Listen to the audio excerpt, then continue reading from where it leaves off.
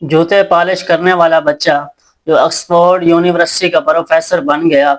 یہ کہانی ہے ڈاکٹر سردار خان کی، جو پاکستان کے ایک دور دراز گاؤں کوہستان میں پیدا ہوا۔ باپ لکڑیاں کاٹتا تھا اور سردار خود بازار میں جوتے پالش کرتا تھا تاکہ اسکول کی فیس نکال سکے۔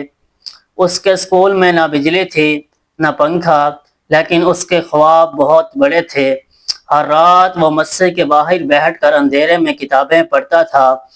کئی بار اسکول سے نکالا گیا، جوتے چوری ہوئے، استادوں نے مذاق بنایا، مگر وہ کہتا تھا ایک دن میں انگریزوں کو اردو پڑھاؤں گا۔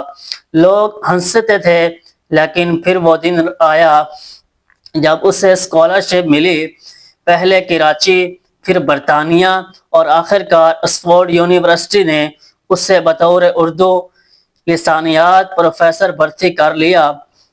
اس سٹوری سے ہمیں سبق یہ ملتا ہے، دنیا کچھ بھی کہے، اگر آپ خود پر یقین رکھیں تو آپ وہ دروازہ کھول سکتے ہیں جو لوگوں نے آپ کے لیے بند کیا ہے۔